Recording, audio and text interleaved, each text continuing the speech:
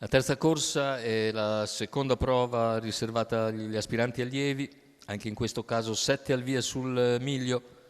Lo schieramento 1 Ultra Lady Grad, 2 Allegro La Sol, 3 Zagaran Bigi, 4 Penna Bianca Horse, 5 Oktoberfest, 6 Aquila della Notte.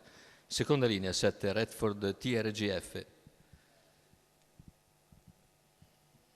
Allegro La Sol, Redford TRGF, Zagaran Bigi e Ultra Lady Grad molto vicini nella valutazione, una corsa decisamente incerta.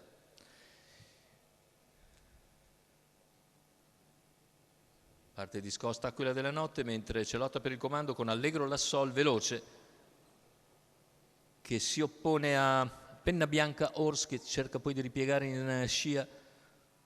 L'arrivo della curva però glielo impedisce, perché rientra bene Ultra Lady Grad e costringe quindi Penna Bianca all'esterno. Primi 200 in 14,9, la terza posizione lungo la corda è per Redford TRGF, poi Zagaran Bigi, via via gli altri. Tanto 400 metri che se ne vanno nell'ordine del 33. In vantaggio Allegro La Sol nei confronti di Ultra Lady Grad, all'esterno Penna Bianca Horse. Un paio di lunghezze più indietro Redford TRGF, che cerca di ricucire lo strappo dai primi e si ricongiunge ora. In terza posizione virtuale lungo la corda, intanto 46 per i 600 iniziali, continua la corsa di testa di Allegro La Sol, in seconda posizione rimane Ultra Lady, all'esterno Penna Bianca Horse che si è adeguato, poi accenna per un attimo a uscire al largo in anticipo Redford TRGF su Zagaran Bigi, ma poi torna sotto. Intanto 1,1,3 per gli 800 e chilometro completato nell'ordine del 1,17,3.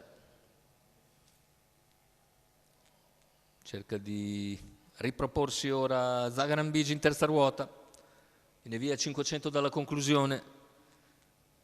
Prova ad allungare Allegro La Sol al paletto dei 400 metri finali, il parziale in 15,4, fatica a progredire ora Zagaran Bigi lungo la corda, segue invece Ultra Lady Grad che prova ad andare direttamente in schiena da Allegro La Sol.